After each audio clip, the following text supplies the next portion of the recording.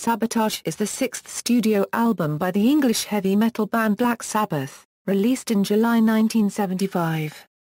It was recorded in the midst of litigation with their former manager Patrick Meehan, and the stress that resulted from the band's ongoing legal woes infiltrated the recording process, inspiring the album's title.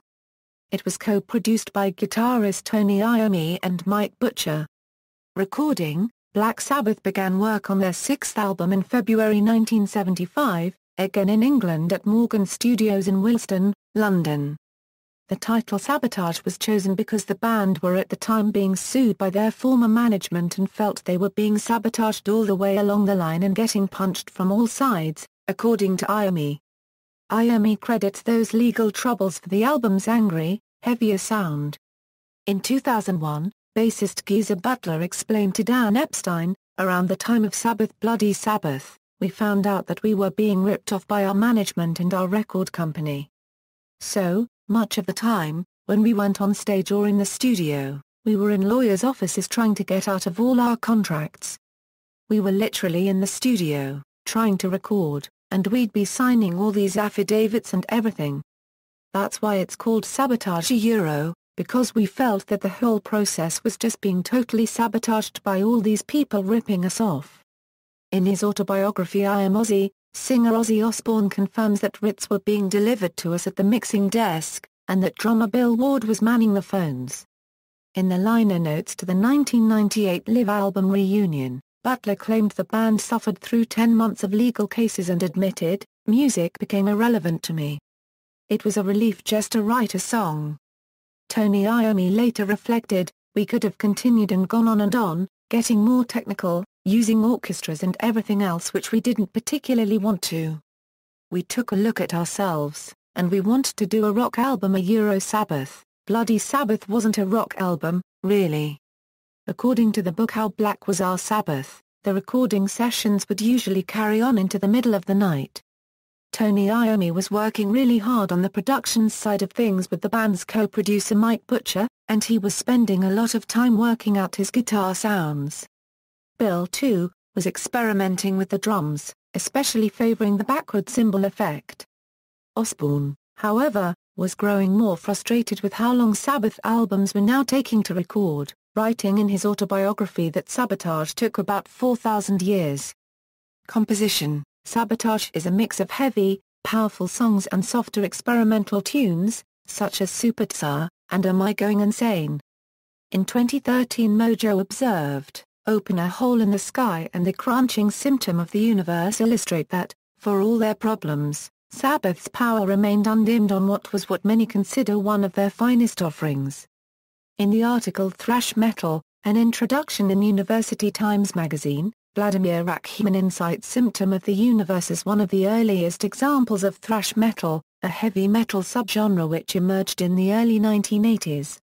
Tony Iommi describes the song's dynamics in his autobiography Iron Man. "It starts with an acoustic bit. Then it goes into the up-tempo stuff to give it that dynamic, and it does have a lot of changes to it, including the jam at the end. The final part of Symptom of the Universe evolved from an in-studio improvisation, created very spontaneously in a single day, and the decision was made to use it in that song." The London Philharmonic Choir was brought in to perform on the song Sabotage. When vocalist Ozzy Osbourne arrived at the studio and saw them, he thought he was in the wrong studio and left. The title of the pop-luning Am I Going Insane caused some confusion due to the radio part, which led people to believe the song was a radio cut or radio version. However, this is the only version of the song. The term radio rental is rhyming slang for mental. Allmusic reviewers claimed that the song was unrecognizable for Black Sabbath and that it was a reckless attempt to change the band's identity. The Writ is one of only a handful of Black Sabbath songs to feature lyrics composed by vocalist Ozzy Osbourne, who typically relied on bassist Geezer Butler for lyrics. The song was inspired by the frustrations Osbourne felt at the time, as Black Sabbath's former manager Patrick Meehan was suing the band after having been fired. The song viciously attacks the music business in general and is a savage diatribe directed towards Meehan specifically, with Osbourne revealing in his memoir, "I wrote most of the lyrics myself, which felt a bit like seeing a shrink." all the anger I felt towards Meehan came pouring out. During this period, the band began to question if there was any point to recording albums and touring endlessly just to pay the lawyers. Artwork: Sabotage's front cover art has garnered mixed reactions over the years and is regarded by some as one of the worst album covers in rock history. The inverted mirror concept was conceived by Graham Wright, Bill Ward's drum tech, who was also a graphic artist. The band attended what they believed was a test photo shoot for the album cover, thus explaining their choice of clothing. Said Ward, "The only thing we didn't discuss was what we'd all wear on the day of the shot." Since that shoot day, the band has survived through a tirade of clothing comments and jokes that continue to this day. Ward, in fact, was wearing his wife's red tights in the photo. Wright recalls in the book How Black Was Our Sabbath that the plan was for each band member to appear on the cover dressed in black and had been instructed to bring some stage clothes for preliminary photos, but when they arrived no black costumes had been laid out by the designers and the original concept had been overruled. The designers carried on with the shoot, explaining they would superimpose the images at a later stage and that it would look great, honest.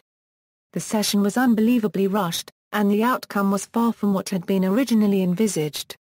Ironically, the sleeve design that was intended to illustrate the idea of sabotage had instead become a victim of sabotage itself. By the time they saw it, it was too late to change.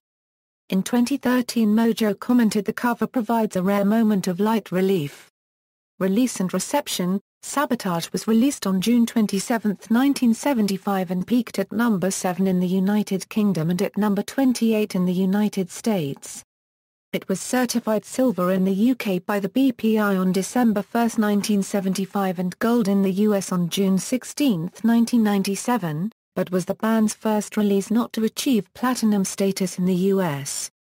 For the second time, a Black Sabbath album initially saw favorable reviews, with Rolling Stone stating Sabotage is not only Black Sabbath's best record since Paranoid, it might be their best ever, although later reviewers such as Olmosic noted that the magical chemistry that made such albums as Paranoid and Volume 4 so special was beginning to disintegrate. Guitar wizard Inge Malmsteen told Nick Bocott of Guitar Player in 2008 that the riff to Symptom of the Universe was the first Tony Iommi riff he ever heard and that Tony's use of the flat fifth would have got him burned at the stake a couple hundred years ago. The band toured the US in support of Sabotage in 1975, which included a filmed appearance for the prestigious series Don Kirshner's rock concert at the Santa Monica Civic Auditorium.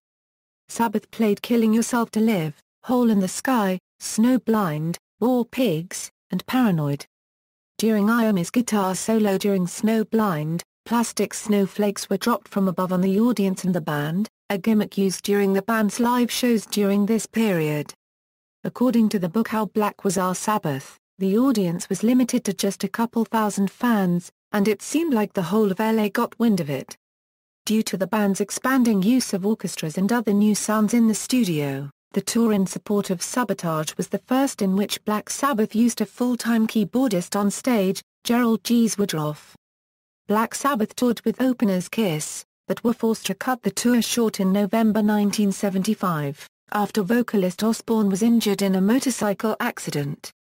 Track listing, lyrics and music by Black Sabbath. Some versions of Sabotage contain a short hidden track entitled Blow on a Jug at the end of the writ, recorded at very low volume.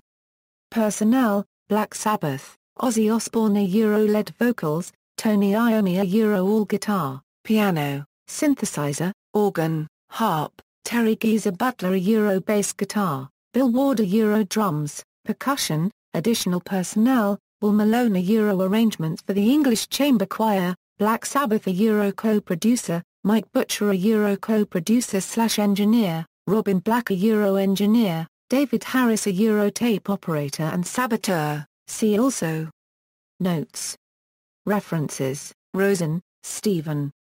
The Story of Black Sabbath, Wheels of Confusion. Castle Communications. ISBN A1-86074-149-5A.